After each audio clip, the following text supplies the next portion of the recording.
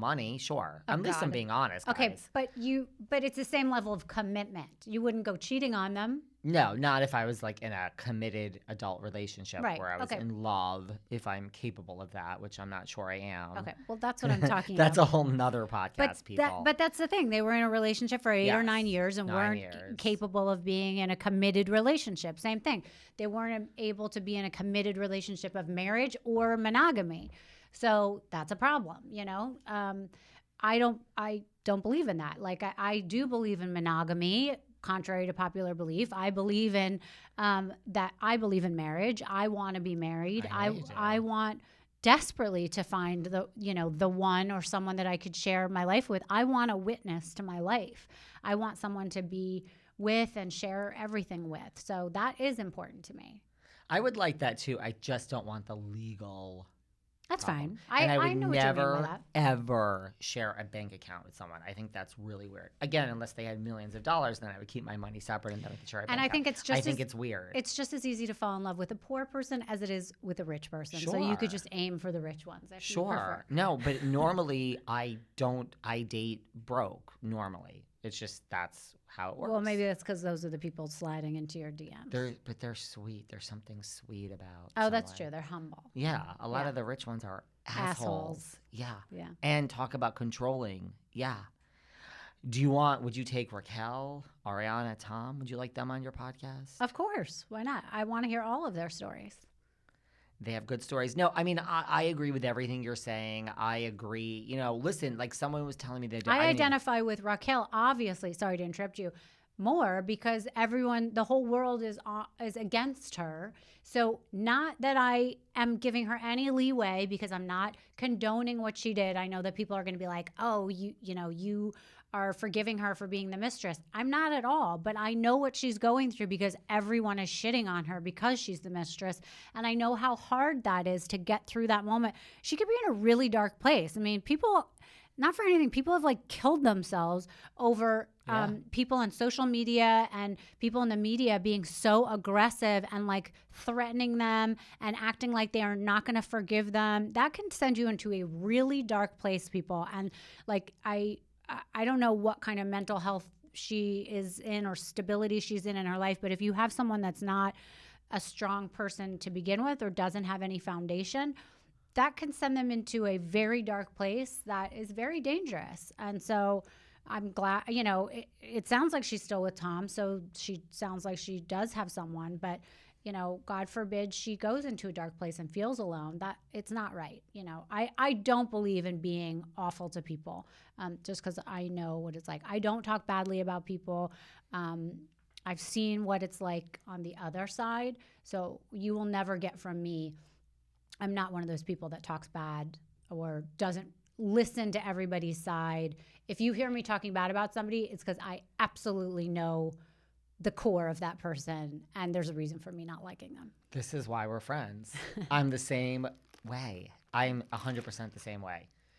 Listen, when someone comes on my podcast, they sit in front of me, we do a Zoom, I stare into.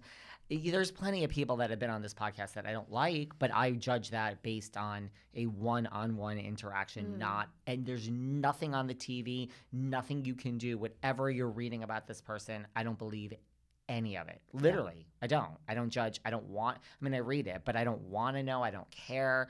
It's more like, how are you as a person to me? And then even if you're a horrible person to everyone else, I don't really, it's not that I don't care, but I still will sing your praises because you were wonderful to me. Yeah. I don't know why. I believe too, if you are hating on people so intensely, it's you. This is why when I get hate online and all that, it does not bother me. It's like, I'm sorry you're having a bad day. There's something about me which is triggering this. And it's just it's jealousy. I'm sorry. It's not even jealousy. It's jealousy and insecurity. There's something about me or you or Raquel or whoever that is causing you to feel bad about yourself. That is what it is, period. Somebody recently gave me some really good advice that when you're getting all this hate online, you should actually kind of laugh it off and see it as, they call it their fan club, right? And they should be like, oh, all these people are spending all this time thinking about me. I'm not thinking about you at all.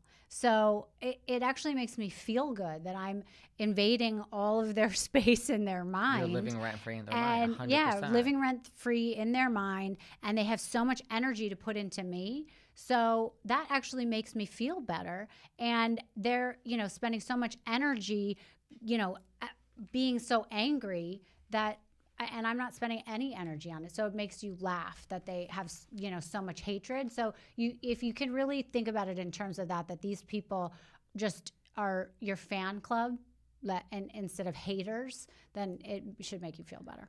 And most of my is positive, but I say that all the time, 100%. Yeah, but I think it's hard for people on social media because there could be 100 nice things said and then 2 things that are bad, and you don't even see the nice things because people get so upset about the mean things.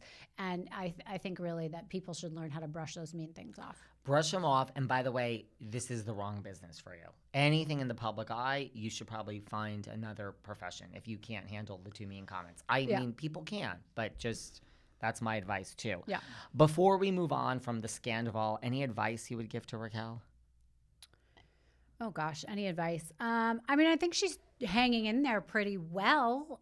She's gotten through it so far, and it seems like it's almost over. They already did the reunion. They did. So, my advice, quite frankly, would be to not listen to too many outsiders about what she should do, and really follow her gut and stick with what's true.